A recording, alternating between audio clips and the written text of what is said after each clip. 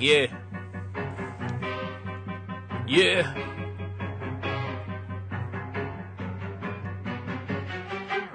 Guess who came back with a large fucking fist to eat the Brooklyn blast furnace? I brought your ugly bitch with me.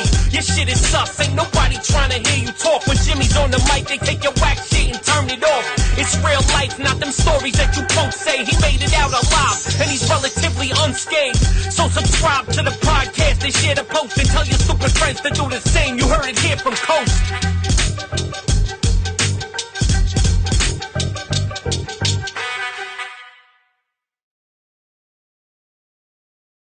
Before I press record, my friend Joe Stanley over here is a guest. I had you on, to my knowledge, only one time in I think it was This Is Hardcore 2017 or 18. But it was like one of those little bonus mini ones that I do like real quick on my phone just to promote whatever you're doing or just, whatever. Right. But I believe this is the first time that we're actually sitting down and having a conversation. Sicker Than Most, your old band, played a couple of my shows. I believe Departed played a show of mine as well. Yep. Yeah, but this is like the first time. Like we'll talk like for a few minutes here and there at a show, but you know how that is. It's it's chaos going on. So I remember when we were talking at This Is Hardcore. I kept getting interrupted by people. I guess I didn't realize that we were actually doing an interview. yeah. But a lot of people like that kind of shit. Man, that's cool. That's cool. You get other people in on it too, and I don't know. I like what you do, so I appreciate it. Yeah, I had a couple of the guys. I was sitting down at a table by like the merch section outside of This Hardcore with a couple of guys from Gloves Off. Right. Yep. I remember. And that shit turned into like 15 different people jumping on. It's like Mike from All Out War came. It was just chaos. But I'm like, I don't even know if I want to put this out because it's so chaotic. But people like that shit for some reason. It's like there's no topics. It's just like it's almost like someone's just eavesdropping on a table of knuckleheads just talking shit. But yeah, it's cool shit, man. So. With all that said, how have you been, man? Well, I mean, life has taken another turn. Divorced, single father, joint custody type deal. So, life's a little different now than the last time I saw you. Yeah. I've been through the same thing. Yeah. So, I mean, it's been challenging, but I'm getting through it, and thank God I got good people in my life and a very supportive family. Yeah. And honestly, I saw my marriage ending, before it actually ended, and that's when I found the gym life and physical fitness and everything. And as corny as it sounds and cliche as it sounds, it probably saved me. You know what I mean? Because it gave me a purpose, it gave me an outlet that was healthy, to manage this depression and everything else I was going through. Yeah. And and obviously I decided to turn it into something. If it helped me, I figure it could help other people too. I remember when I first joined the gym, I had PTSD from the military. And I also have a traumatic brain injury. The two together are like a perfect storm. They just, for lack of better words, they fuck you up. You know what I mean? Yeah, man. And I remember the first 2 weeks of me joining the gym. It was me sitting in the parking lot, just trying to get the nerve to go into somewhere, because a lot of people with PTSD, they're not comfortable going into places that they haven't been before, Yeah. And eventually it got to the point where I was just like, stop being a fucking, and get in. And I did. I went in and I just started, at first I just kind of rode the bike, I did some other things, and then just getting your foot in the door. It was a big step for me. Yeah. Because, I mean, there was a point in my life when I first came back from the military, I couldn't go into a grocery store for some reason. Like Really? I couldn't do anything when I first came back from the military. Yeah. I, I mean, I don't remember a lot of it because that's how like messed up I was. I was on a ton of antipsychotics, ton of stuff that I really, in my opinion, didn't need to be on. You know, Right. it's these medicines are meant for schizophrenia. They're other types of like mental disorders, but they're giving it to these soldiers that have PTSD just to help them sleep. You know, and it's like the side effects, you know, you feel like a zombie for one thing I'm on the sure. Yeah. one medication I was taking. The other, and then the other thing is like it causes so much weight gain. You know, Mm, there was a point where I was like, you know, very overweight due to this really? medication I was taking. And I remember going to get my blood work done, and they said that my sugar was high, you know, and Yeah. diabetes runs in my family. So I was like, I need off of this stuff.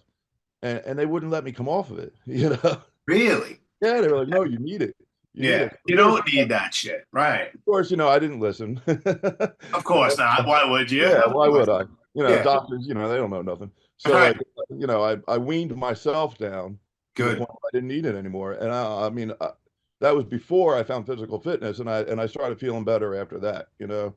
But like, still, like, I mean, you've known me from before, Yeah. I mean, before like I found what I have now, Yeah. and I mean, people that have known me all my life are like now you're like a different person. You're like a whole, like you smile. You don't have that 1,000 yard stare anymore. Like, Yeah. you know what I mean? And it's just crazy what you know, just getting up the nerve to try to better yourself Yeah.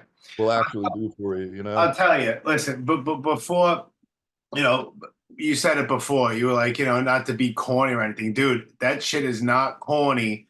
Where, like, at all, man. Like, if you're going through shit and you find something that, like, it does sound corny, I guess, to some people, but to me, it really doesn't, man. That you found something that saved you. You know Right. what I'm saying? Like, that shit is not fucking corny, man. Uh, But I understand. I understand. I get it. it's just it's crazy because like before I got into physical fitness, like people would tell me I'm unapproachable, right? And now I talk to everybody. You know what I mean? I walk down the street in my town, I'm like the fucking mayor. Like, you know, I go into I the gym, I know everybody in the gym. I I know, see. I'll walk up and talk to anybody, but I remember the first. Bro, let me tell you something. all right, let's hear it. It makes no sense whatsoever why I have the memory that I do. I have a ridiculous memory. Mhm. I don't even know why. Couldn't tell you. But I remember the first time I met you, and Yeah. that was at one of Gutter's shows. It was like one of his Toxic Fests or some shit like All that. right. Yeah, And it yeah. was in Jersey, and Sick of the Most was playing. Low Okay. Road was playing, maybe Knuckle Up. Obviously, there was a bunch of bands. And Yeah, it was yeah. the first Toxic Fest that I went to. And I went over because I had heard your stuff and whatever. I was familiar with Clubber Lang and all that stuff. So I went up to the merch table and you were behind the merch table, and I looked at you and that's exactly what I thought. I was like, this dude's kind of like unapproachable. Like he kind of looks like he wants to stab me in my face. And I never met the guy before. Oh man. You know what I mean? But I said, Yeah, "What's up?" You just like, "What's up?" But you were very stoic. yeah, You were that way. But yeah. I didn't think like I wasn't like intimidated. I was just like, he's just a serious guy. That's honestly what I thought. I was like, he's a serious dude. Right, right. You know what I mean? Yeah, But yeah, I remember that. I don't know how yeah. I remember that, but I remember this shit. But you know, as far as I obviously I don't know your whole story. But you were never really like big into like drugs and alcohol, were you? That's Because that that's was my thing. Bad. yeah. No, so like when I got hurt when I was in the military, I did develop an opiate addiction. Okay. Uh, and I'm not gonna pretend like it happened on accident. Hmm. I knew what they were. I liked them, you know what I mean? And I weaseled my way into getting everything from Percocets to OxyContin to Yeah. fentanyl patches, and you know, like I was doing so much of it. Like I remember when I finally got off of it and I went to the treatment center, they were like, "You have enough opiates in your system to kill everybody in this room, and you're not even high." Crazy, right? Isn't that Yeah, crazy? The tolerance, yeah. it's So like, nuts. and like, I was just like, so taken back by that statement. I'll never forget it, and I was so skinny, Yeah, 'cause I wasn't eating and everything, yeah. and you know, that was when I first got out of the military, actually, and I wasn't at my base anymore, so I didn't have my connections. Like I mean, they would just give you whatever you wanted, Yeah, and they yeah. had to know that, like I'm in there getting 120 Percocets every 2 weeks, and Oof. then going, you know what I mean, and then going back to another, doctor to get like something else, and like I guess they didn't have the computer systems that they have now, so Yeah. they weren't really able to share it. So I mean, I knew that I was doctor shopping, doing all that Hmm. normal stuff that people that seek that stuff do, and but I mean, a lot of the reason I did it was because it not only did it kill my physical pain that I got from the TBI and my neck injury, um, I felt more social on it. You know what I mean? I was able to relax, Yeah. and It puts your inhibitions away a little bit. Yeah, right, of course. right. Yeah. So I mean, I was bad, dude. I mean, thank God. I mean, I had over the last 17 years, I've been sober for 14 and a half of them. You right, know, so this coming October, I have 10 years completely clean and sober. Um, but that's like, awesome. yeah, man, it's I had no choice. I mean, Yeah, I really had no choice because if I didn't get sober, you hear a lot of people, oh, I'd either be dead or in jail. I wouldn't be in jail. I'd be fucking dead, bro. I would yeah, be, yeah, 100%. My mental state was bad. Like there was a lot of shit going on, a lot. mhm, And it's not an excuse. It's not a cop out. Like I know right from wrong, but you get caught up in that cycle, which I'm sure you understand that. yeah, And I was really bad. And even years and years before I was really, really bad, you just like jogged the memory where you said that the doctor was like, you have enough opiates to kill everyone in the room. There was one night, this is like the late 90s. I'll make it real quick because it's not about me. But I was living with an ex-girlfriend in like 99 or 2000, got into this big crazy drunken argument. And I was mostly a drunk, alcoholic, big time. And I had a ridiculous skinny. So I was like 160 pounds. I'm 6 feet tall, 160 pounds, just drinking. I would never eat. And we got into this crazy fucking fight, whatever. Cops came to my house and I knew the cops and they were like, come on, you arguing, blah, blah, blah. So I go to the hospital and eventually the next morning they handcuffed me to the bed. They let me go because there was nothing physical or anything. It was just a big argument. But yeah. the doctor took my blood alcohol Oh man, and my ex-girlfriend was there when he did it. And for like months after, before we actually broke up for real, that would come up all the time. She was shocked at what the doctor said because the doctor looked at me. I don't remember exactly what my blood alcohol level was, but he looked at me and he even said his professionalism went out the window. And he was like, how are you fucking alive? yeah, right. I'm like, and she was just like, holy shit. I'm just like, I don't know, man. Like, I just want to get out of here. I was Yeah, like, I felt fine, but how are you alive? That's how bad my blood alcohol level was. You get this tolerance, and people don't believe it, but it's we as yeah. human beings, bro, we can tolerate a lot, man. It's crazy. Crazy, crazy, crazy It's what your body can crazy. tolerate. Yep. Yeah, man. Um, Yeah. yeah, I mean, I feel that. I mean, because I'll be honest, like towards the end of my marriage, I did start drinking, and actually, like Yeah. a lot of my friends know. Yeah. Uh, I was on. So even after I got out of the treatment center, they had me on a quote unquote non-narcotic painkiller at the time. Yeah. Yeah, I'm sure you've heard of it. It's called tramadol, Okay. right? So they put me on that. They're like, you're not going to, I remember them saying, you're not going to get addicted to it. It still acts like an opiate, but it's not an opiate. All right. So I'm on it, and I'm taking it as prescribed. So All right. like, I'm still clean according to me, and remember 10 years in, I called a refill and they wouldn't let me refill it. They're like, oh, you got to go see your doctor now. They got reclassed as a class 4. Like, what the fuck? So I'm out of it for a couple of days, and I start going through this withdrawal. Yeah. And I'm like, but the withdrawal from that is way worse than an opiate. It's more mental than it Yeah. is like physical. And I would have these rages and then these downs. And then I should have got off it then, but they gave me back the prescription. And then I started 5 years later, I started some alternative stuff like when CBD came on the market. I tried CBD, and it actually lessened my need for the tramadol, cut it in half, Wow. and that, you would think that was a good thing, right? But when I went back to the military, the VA, and they tested me, I tested positive for cannabinoids, or cannabis. So they just cut me off of the tramadol. So Jesus. again, I go through withdrawal. Oh my God.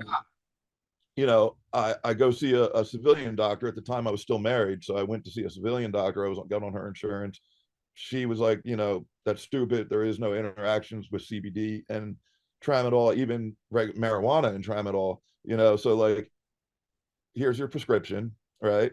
I was fine again. Like, I was taking it, and then it got to a point where she was on maternity leave, right? No other doctor would give me the prescription.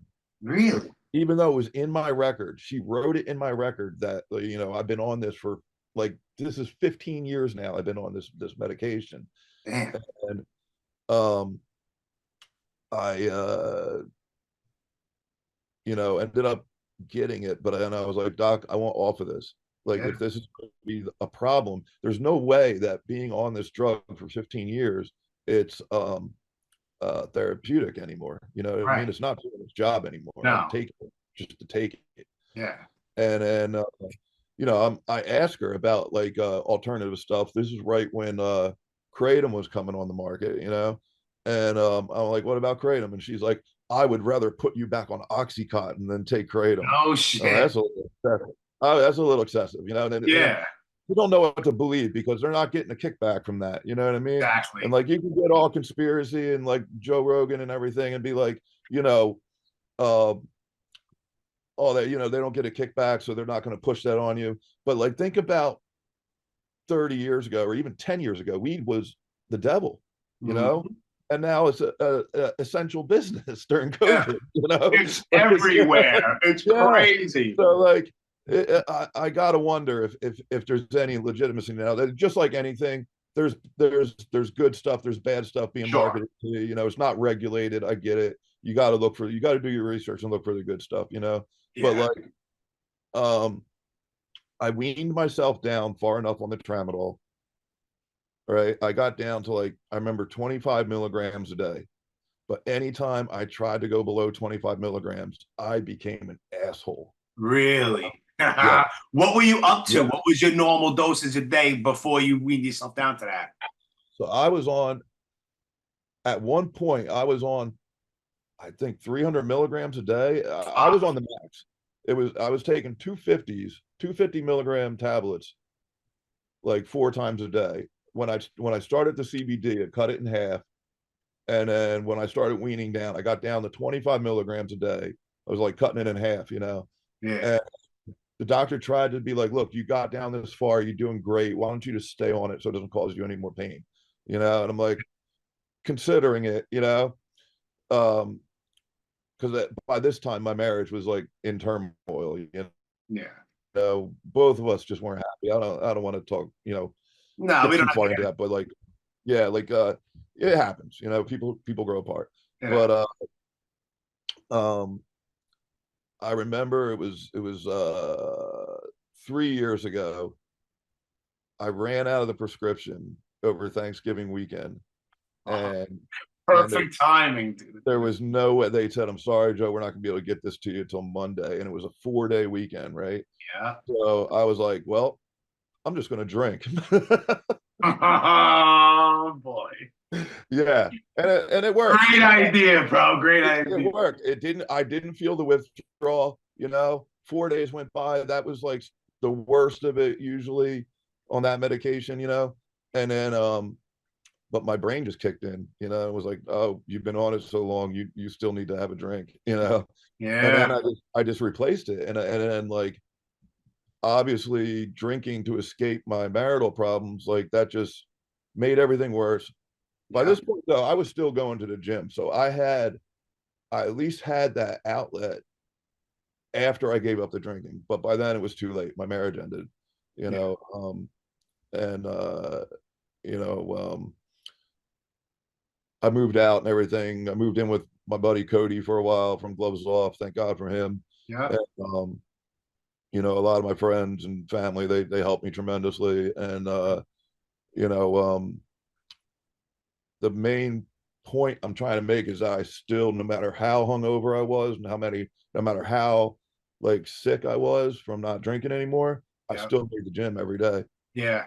I was there feeling like shit, but I Yeah. still did it, you know, and it was just Yeah. that it was that discipline that I picked up from getting into that that kept me going through all that because I mean it was nasty.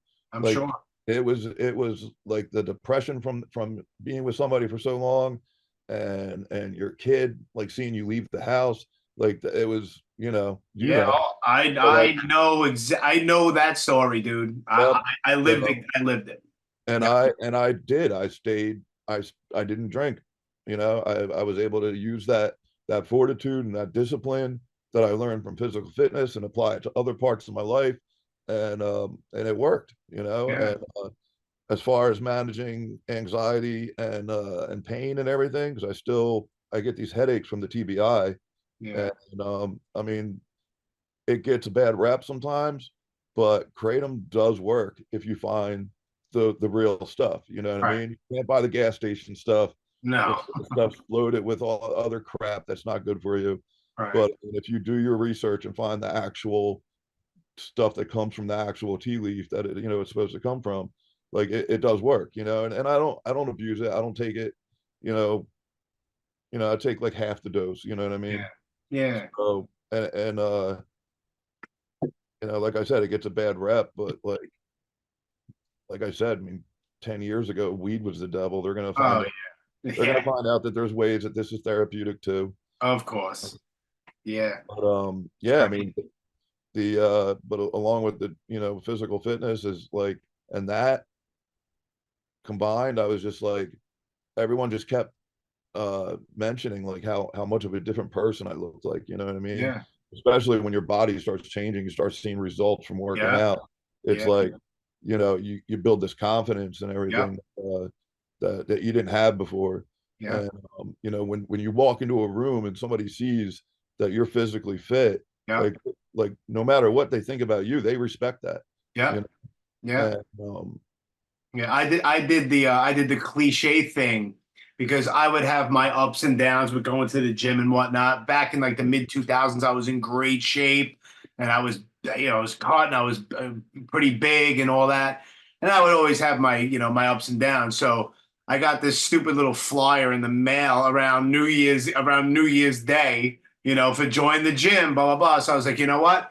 I am going to join the gym, and I joined, but I didn't want to go in there like January 2nd, like you know what I mean? Like I didn't want to do that yeah, New right. Me bullshit. No. Yeah, So I signed up for the whole year, whatever. I waited like a week and a half and then I started going. But I go like 4 or 5 times a week now. It's not a crazy gym. It's right up here on 86th Street, right here. It's Planet Fitness. It's nothing crazy. yeah, But every day I go, like I didn't go today, but I'll definitely go tomorrow. And so it's definitely, it makes you feel good, bro. it And really does. I'm not going to get into like the last few months of things and whatever what had happened, but it definitely takes your mind off of shit in a positive way, 100%. Like I Oh, feel great, and you know what I mean. So I get that whole thing, and plus when I found out about perseverance, and I know you're a vet and all that stuff, and then this whole working out thing and this whole fitness thing. That's how I was like, this is awesome that what you're doing. So when I saw that little post, my friend Dave Pickford tagged me in it. oh And yeah, big supporter. Love that dude. yeah. So, and then I was like, dude, I was like, what are you waiting for, man? Hit me up. Like, Yeah. let's just, So yeah, so let me get into that. Like so I started with the clothing line and I was just like, you know what? If going to the gym helped me this much, what if I try to help other people? So like I decided to start the nonprofit Perseverance Fitwear. My partner is my father, and That's awesome. yeah, I mean, I can't do because I still run the nameless prints. You know, I still do the screen printing and everything. But we actually formed the nonprofit back in January. Um, we should be signing up our first veteran this week. Beautiful. Getting him a free gym membership. You know, something that he doesn't have to pay for, and you know, I have a lot of help from other um, veteran associations like Project Refit. They help veterans adjust to civilian life and everything. I got a buddy named Mike Peck. He runs Peck Fit. He's always willing to, you know, train veterans and everything. The gyms I try to look for these guys are smaller gyms because what I look for is like something small, something that's not too overloading on the sensories, you know. Yeah. And very important, something that you can see all the exits from wherever you are in the gym. You know, that's a very important thing for people with PTSD. You know, they need to be able to see An escape route. everything going in, everything going on. They need to be able to be aware of it, you know. Yeah. And, you know, so that's why I work out at Urge. LA is for a chain. LA is a good gym for that. And then Fusion. I don't know if you heard of Fusion, but Fusion's a big gym around here right now. That's that in my opinion, for a newly separated veteran with PTSD, they might need a little bit of experience before they go to that gym because it's kind of it's big, it's intimidating a little bit, and it's loud in there. Yeah. And but I mean, it's awesome. Like the equipment in there is state of the art, you know. Yeah. And, yeah, so that's where I'm at with that. And you know, the clothing line is doing pretty good. You know, it's I just dropped my my spring items, and May is not only is it Mental Health Awareness Month, it is also, you know, with Memorial Day being in May, it's also Remember Everyone Deployed. So I'm doing a Perseverance Marines. I just saw it. I just saw it on the website today. Yep. And then I got another one that's just geared more towards the mental health side of things. You know, my motto for this whole thing is your mind is your opposition, you know? So, you know, because your mind will trick you. It'll tell you can't do something. Damn right. It'll tell you you're not worth it. It'll tell you to give up, right? And you just got to follow your heart or your soul, your, you know, God, whatever's inside of you. You know what I mean? Yeah. And that's why I chose that motto, because like if you can overcome that, you can do everything else. Sure. And apply these things that I applied to the gym. You can apply that in your everyday life too. Absolutely. You know, I'm not saying that I'm perfect. Nobody is, man. There's days that, like, I mean, I always make the gym. Don't get me wrong. I have my rest days, and I usually schedule them around when my daughter goes back to her mother, because I want to spend that time with my daughter. But like, you know, sometimes I can only focus on one thing at a time. You know, and that's okay. Yeah. Like sometimes I beat myself up about it sometimes, but the We all fact is do. I'm still human. You know what I mean? So I try to take one task at a time, you know, one problem at a time. You conquer that one, you go to the next one, you know, and that's how I've been doing this, you know. And it's sometimes I fall behind. Yeah. But I get back up, you know what I mean? Yeah. That's the whole point, perseverance, you know. Yeah, I think it's great. I think what you're doing is awesome. I've always been, I mean, people know my story. I've told it before. I was in the Air Force and stuff, but I got kicked out because I was an idiot. But just because of that, that doesn't mean anything, because I've always supported the troops. I'm always about the veterans, always. Right. So, like I said, like I knew that you were a vet and whatnot. So I was like, how can I not like have you on just to talk about this stuff? Right. And so now I did ask you, because I mean, it's a part of, obviously part of the reason, a huge part of the reason eventually why you made this, the whole perseverance thing, and it is your background in the military. Now, you don't have to, I'm not putting any pressure, there's no pressure here, bro. But would you tell, because I heard it when you did the Post America podcast several years back. Shout out to those guys and Richie Crutch and Mad Joe and all them. But I listened to that and my mouth was open the whole time. You know, I honestly don't even remember like what we talked about. That was so long ago. Yeah, I have a stupid memory for no reason. You know, but I know you did tell a story about when you were overseas. Yeah. And I mean, if you don't have to get into detail, you can just say, "Nah, dude, I don't want to talk about it," and that's fine too, man. Yeah, I mean, everybody's story is different, you know what I mean? And like, what happened to me over there, you know, might not be as bad as what happened to other people. Might be worse. No one's comparing either, dude. No one's comparing. But the thing is, the feelings are the same. You know what I mean? Yeah. And I like right now. I was at a different point in my life then. You know what I mean? Right now, I like to focus on how I get through all those things and how I can help other people get through those feelings. Yeah. You know what I mean? Because it's the past and you can't change it. No. You know, you can only adapt and proceed further. You Yeah. know, or fall behind. Right. You know? So like I try not to focus on the negative on that anymore. You know what I mean? Right. And so with all due respect, I'd rather not talk about it just to focus on how to help people move forward. You know what I mean? Completely understandable, and I completely respect that. Yeah. That's why I was like, "There's no pressure," but cool. Enough said. Fair enough. Fair enough. Fair enough. But I mean you know, thank God for the music background too in this thing because it's been a huge help in getting this out there. You know, Fury of Five, they were the first band to let me do a collab with them. Yeah. I don't know if you saw it. It said "Better Come Strong" or "Not Come at All." I did. It's all sold out. Yeah, sold out. I know. Maybe we'll do it again. Yeah. I'm working on another one. Good. I'm working on another one with another New Jersey band from that era. I don't want to say the name yet, but like when you put these shorts on this summer, it'll be your time to shine.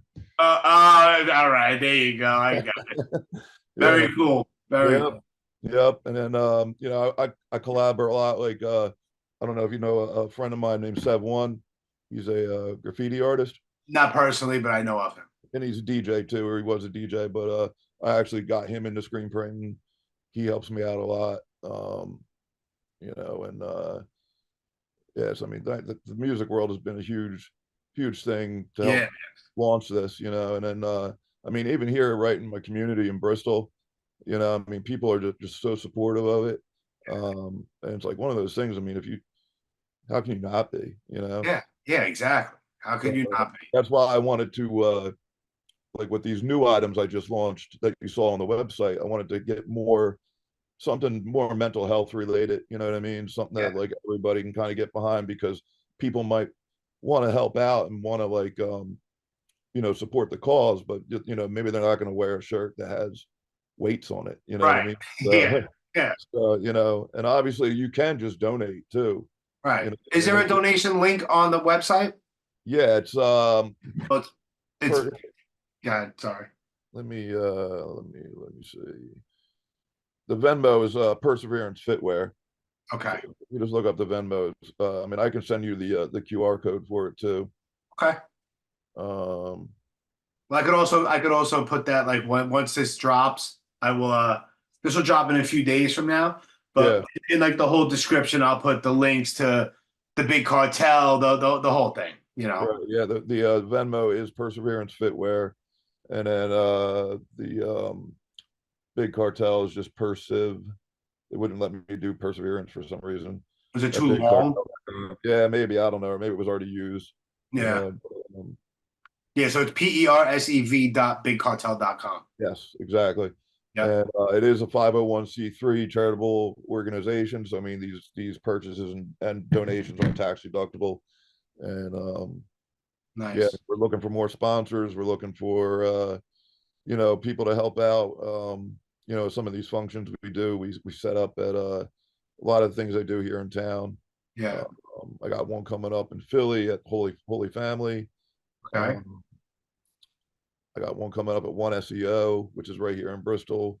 Okay. And every first, or I don't know if it's every first Sunday, but one Sunday a month they do something in town here called Sunday Stroll.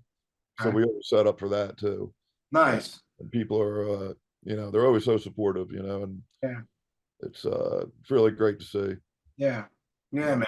It's like you said, how could you not? Like it's a legit charity. It's like you just said, it's tax deductible and all that. Mm. So, I mean, yeah, how could you not? You got to be Right. some sort of a, I don't know if you don't, support this stuff. Well, they're out there, but I mean, I know I know I they are. mean, don't want to get too political, but I mean, like, honestly, war is wrong. Like, Yeah, you know what I mean? There's no reason for it at this point. You know what I mean? Like, it's all, you know, money. it's all it is. And I saw somebody say this. It's all young people killing young people that don't know each other Yeah, over old people that do know each other and hate each other.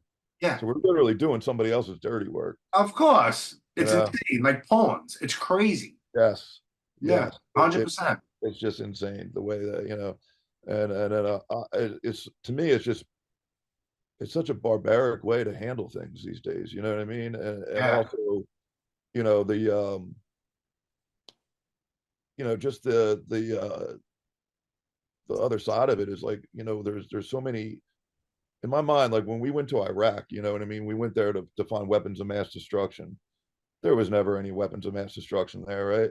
no, But then it turned into, oh, Saddam Hussein's such a bad guy, we got rid of him. Maybe that's the case, right, but they've been telling us that what's his name from North Korea is such a bad guy too. Why aren't we right, there?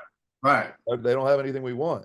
right. So, Exactly. and I mean, I know everyone's gonna be like, oh, he's a conspiracy theorist, he's Alex Jones, he's fucking, Whatever. Everyone, no matter what you say, someone's gonna yeah, have their somebody's gonna opinion, have no matter something to what say it about it. is. But you know what? I was there. Right. So, like, Yeah. You come from experience. You were there. yeah, Like this, armchair quarterback guy. I do right, have one question though, since you just brought sure. that up. When you were in Iraq, when you were there, did you think that there was actually weapons of mass destruction? When I first went there, yes. Okay. When I first went there, How long after did you figure it out that maybe there's probably not? probably about 4 months in, 5 months in, I got there in 2003, so it was like right in the beginning, and like I wasn't able to call home for months. You know what I mean? Like it was, I mean, we didn't have anything over there yet, and I found out that the news was reporting something that we were doing over there that was completely not factual, and Go figure. I was just like, what? No, Yeah. that kind of triggers some things. And then like I found something that you know looked suspicious, and I turned it in, and I was thanked, and then I found it in the garbage. No shit. Yeah, Dude, well, what the I was fuck is that like, all about? yeah, and that's when it dawned on me. I was like, yo, and then we went on these, like, we would have Iraqi civilians come into work on our Yeah. bases, you know what I mean? Yeah. And like talking to these people over there, like they were just like us. Yeah. You know? They Yeah. talked about music. They talked about, their families. They joked around at work. They dumped water on each other as a joke. You know what I mean? It was like all the same stuff that like you would see people here do to each other. Right. And I was like, wow, why are we here? Yeah. Why are they telling us that we need to be here? Why are they leading people into hating these people? Right. You know, Yeah. it's just fucked up. Fucked up. 9/11 was the catalyst, bro. 9/11 Yeah, was the catalyst. The whole war on terror, the never-ending war on terror.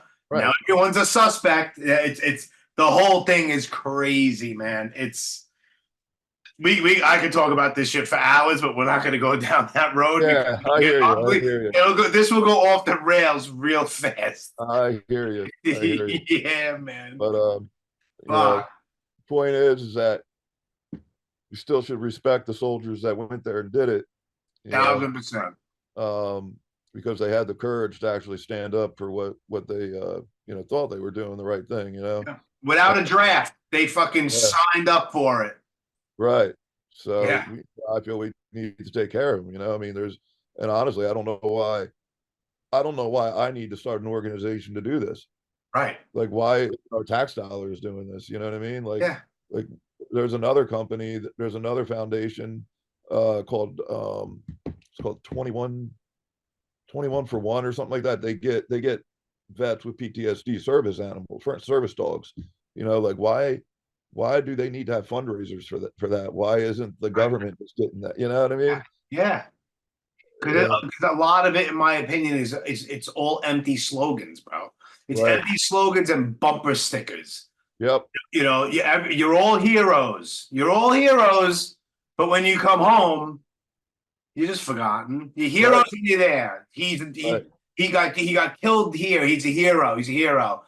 But everybody that makes it and comes home and who will have PTSD and are fucked up from the shit they had to do or the shit they saw or witnessed or survived, what happens? You just right by the wayside. They don't give a shit. And the thing is a lot of times they'll be like, oh, there is programs for that. But you know what? They make it so hard to find. Yeah. And they make it so difficult that you just give, you know, because like people work. People have lives. You know what I mean? Why do I have to jump through fiery hoops to get help for risking my life? Right. It's crazy. Right. And it is, you know, I get it. There's a lot of like there's not enough people to fill these slots to go look for all the veterans that need the help too. Right. You know, so I mean the awareness just needs to be there that, you know, these programs do exist. Yeah. But it's just so hard to find, you know. Yeah.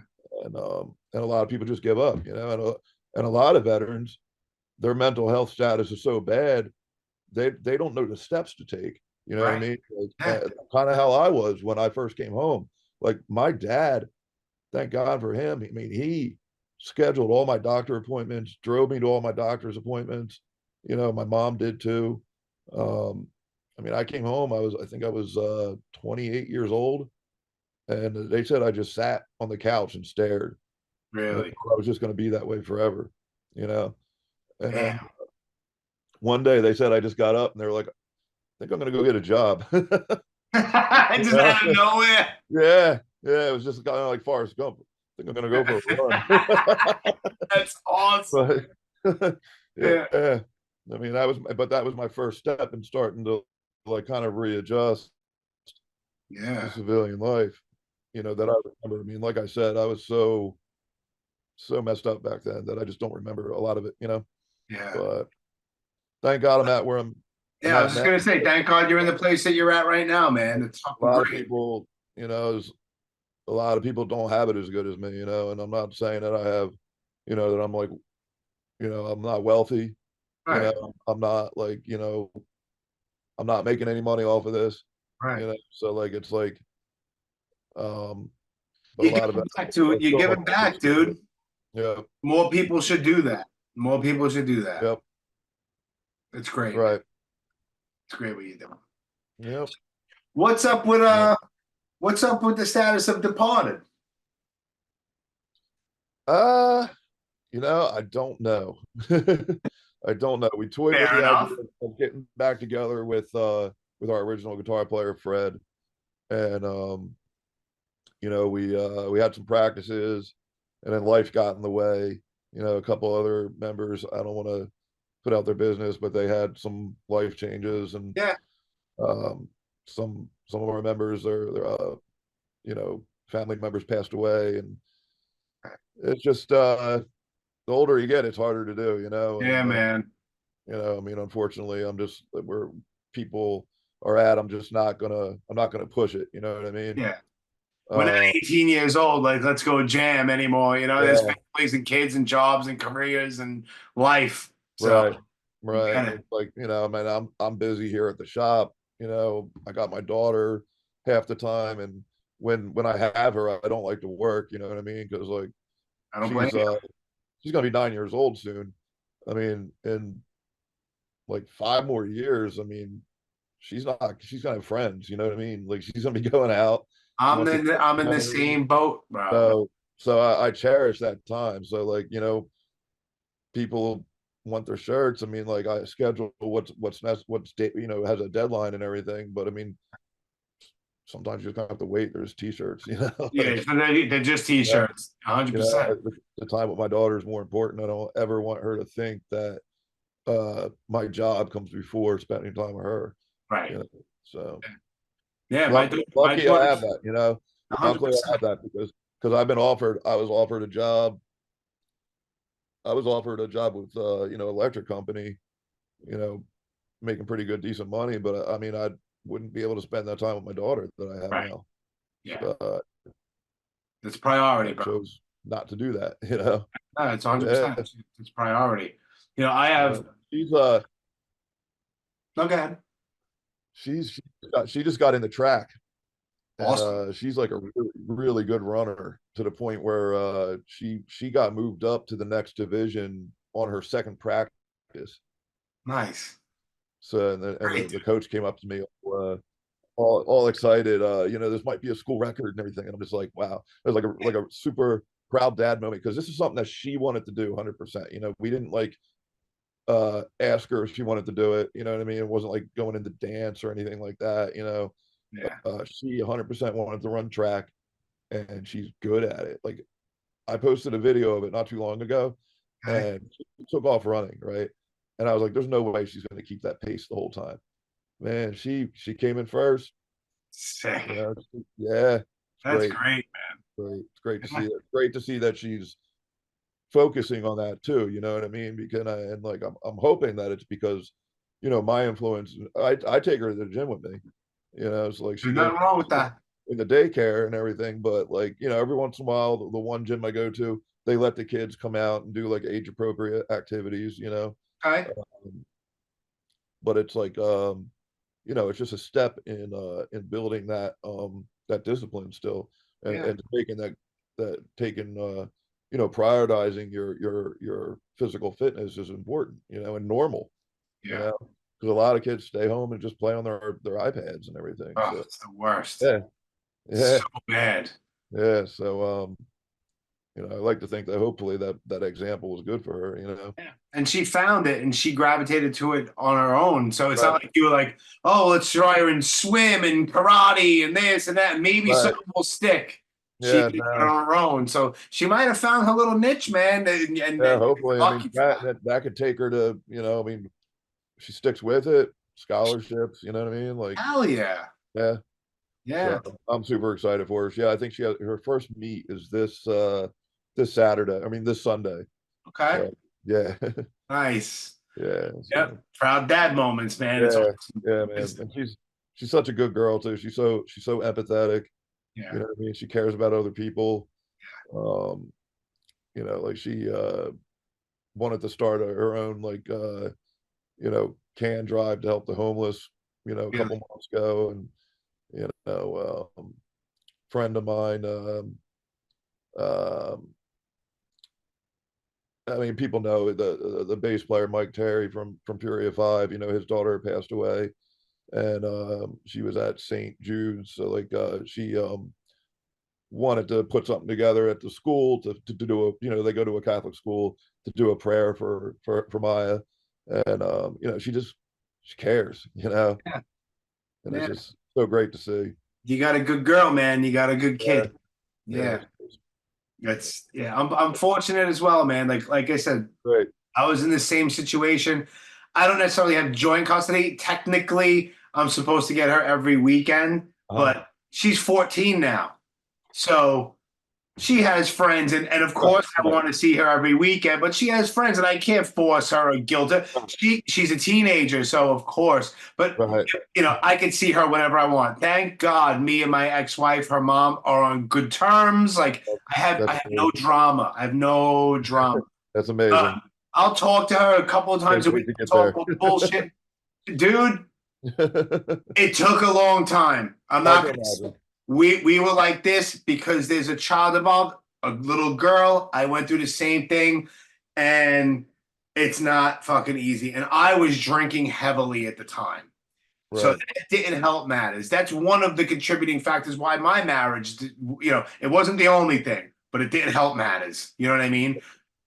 Why my marriage crumbled, but it took us a long time. I went through my shit, and we're at a place now. It was funny because when we got divorced, I don't know. I think it's a funny story, and a lot of people do as well. We got divorced, and the divorce was finalized, and I'm in the lobby of the court. I got married in Jersey, so I had to do everything in Jersey. So I'm talking to my lawyer, like saying, I guess, like my last goodbyes, whatever, in the lobby of the courthouse. And she's standing over there and she's talking with her lawyer. And I was running late that day and I'm a coffee drinker. So I didn't have Yeah. coffee that morning. Yep. So I was starting to get, the caffeine headache withdrawal, right? So I'm Yep. starting to get like this annoying headache. And then I overhear her say that she was starving. So I looked over at her and I was like, "You want to go get breakfast?" And she went, "Yeah, okay." So she took her truck, I took mine. We went to a diner. We had breakfast. I drank my coffee. I paid the bill. At the end, we were in the parking lot and we're in front of our trucks. And I look at her. She looks at me. I was like, "So that's it, huh?" She's like, "Yeah." I went, "Happy divorce day." And we literally high-fived. I went, "Happy divorce day." We high-fived and we got in our trucks. And from that point on, we've been cool. She's like gonna get married and she has like a fiance. That's I'm awesome. cool. I'm cool with him. I'm cool. That's great. Cool. He doesn't try to discipline my kid. He's not dad. Yeah, it's great. But so I walk in their house like I own the place. "What's up, bro? How you doing?" Everything. There's no drama, and that's all that matters, bro. Because it's bad on the kid. It's bad on the kid, and it's like you hear the horror stories. People using their kids as a weapon to get back at the husband or the wife or whatever. Fuck all that, man. It's like we came to a point. It's like, why are we going to keep butting heads? Things didn't work out. Shit happens. We have a kid here that doesn't deserve all of this shit. Right. So let's be adults, suck it up, and let's just stop the bullshit. And eventually, that's where we're at. Like, she texts me I text her stupid dad jokes every once in a while. That's awesome. Yeah, and it's just like there's no problem. Like her fiance has no issue because he knows that there's nothing there. You know what I mean? There's always going to be a life connection because we have a kid. Right. There's no changing that. And she's not a head case crazy drug addict. I think she has a great job and she has this shit together. And so do I, finally. But so everything is good. I have no stress in my life, and I like to keep it that way. I keep my circle super small. And I don't have no drama. And if there's any high school bullshit, I walk the fuck away. You know? I hear you. Yeah, man. 48. What am I doing? High school was a long time ago, bro. Yeah. I hear you. I don't deal with the bullshit. I hear you. I work, I break my ass, I do this every now and then, and I'm almost done writing my fucking book, which is insane for me to even say. Oh, yeah. I can't wait to read that. Bro, last night, I didn't write yet tonight. I'll write for a little while tonight, but I was told to keep on writing and don't worry about how long it is. Yeah. Like, don't overthink it because it's going to get edited like crazy. Right. I have like less than a year to write about because I write pretty much up to the point where I got sober. Like the light at the end of the tunnel, it's a positive thing. But right now I'm like, it's crazy. You're going to be like, what the fuck? I'm like 710 pages in. Holy shit. Yeah, dude. That's a lot, man. It's a lot. It's a lot. A lot. I looked at, like last night, it's like 385,000 words or some shit. Wow. I'm like 710, 711, like that. Yeah, I go a little bit about my grandparents and my parents, which takes up maybe like 5 pages. Then the birth of my sister, who's 6 years older than me, and then me. So from 1975 all the way up to 2014, the end of it. Nice. 700 pages. It's crazy. Nice. It's fucking crazy. Yeah, my mom's actually writing a book right now too. Everyone has a book in them, bro. People are like, how are you doing that? I can't write a book. Yeah, you can. Yeah. You can. Shit, I'm man. an idiot, bro. I used to have my sister write my book reports in elementary school. Like, I'm not an author. People are like, oh, you're an author? I'm like, no, I'm not. I will never call myself that, ever. Well, I wrote a book about my life. Yeah. Characters and everything. And I put everything out there, man. Like, I throw things in there that a lot of people don't know. Some people, a lot of names are changed. I had to, but I throw out everything. I mean, good, bad, embarrassing, fucking stupid, tragic, funny, everything. I just throw all out there. So I probably have about 50 to 75 pages left, and then my whole first rough draft is done. Then I give it to my editor, and then it goes through 5 stages of edits. Right. And then it's not going to be 700 pages. I know that. Maybe 400, but that's his job. I did my job here. I'm paying you. You do your thing, and let's go from there. But yeah, man. That's pretty awesome. I have a boring life. I go to work, I do this, and I write. That's what I do. Yeah. I go to a show every now and then, Yeah. What's the but next show? far and few between. What's the next show you're going to? Actually, I just bought tickets today. I didn't know that Violence is playing in Brooklyn. Oh yeah, I didn't know either. Yeah, Violence and Exorder or something like that. But the next show after that, I'm going to see EGH in Brooklyn. Okay. Yeah, I just went to the Fury of Five 30-year I anniversary. saw all the clips on that shit. Wasn't Rob? Rob was there from EGH, wasn't he? Maybe. There was so many people there, man. I know Phil from Irate was there. Yeah, that was insane. Their new song with Phil from Irate is just so next level. Uh-huh. Yeah, I mean, not that you would expect anything less from Fury of Five, but like, I mean, it's amazing. That breakdown in it is just like, you know what I mean? Yeah, man. Yeah. And the two voices together, they vibe them so well. No pun intended, but like, Yeah. they just, yeah, it's just, and it's so great to see that band back together. Like I grew up with them, you know what I mean? Like I met Stick when I was like 19, 18 years old. Yeah. You know what I mean? And he gave me a basketball jersey at Warped Tour, and we've been friends since, and like we've grown now to he's like one of my best friends. And it's like crazy to think that like here my one of my idols like growing up, you know what I mean, as a musician is like my best friend now. That's awesome. It's funny how things work like that. And all the other guys in the band too. Like they're just all great, genuine guys. So it's awesome to see them all jamming again on stage, and it's just so surreal to think that I'm that old.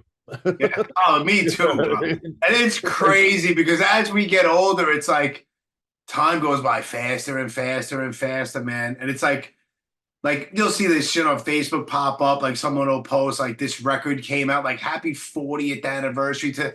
I'm like happy 30. It's like happy 35th anniversary to like Born to Expire, like the leeway. I'm like, what? Like how? Like, I get it. It's crazy. Like it was like he had 35 years, like scratch the surface. Like, yep. Nah, that's not 30. Is that really 35 years? No, actually, that's 30. Oh my God.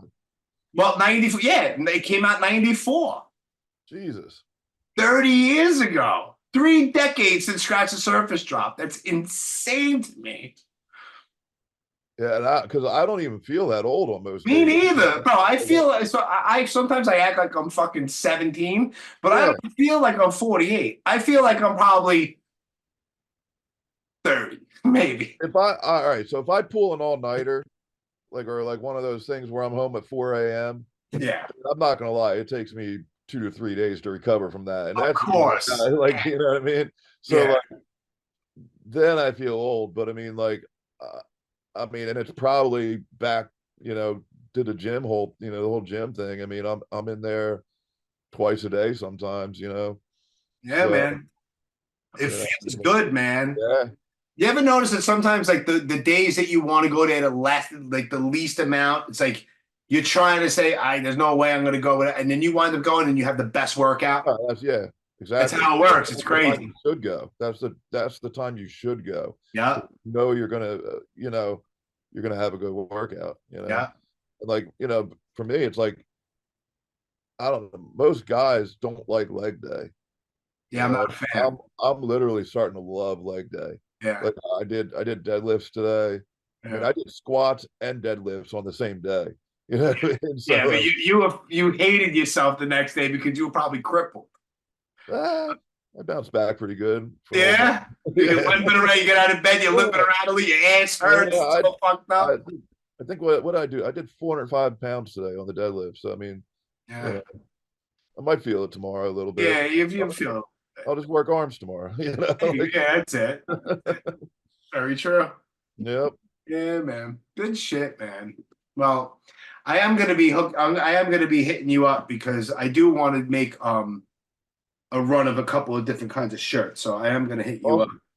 Yeah. And so we'll work out all that the details. Yeah, appreciate that. Yeah, no, 100%. So yeah, man.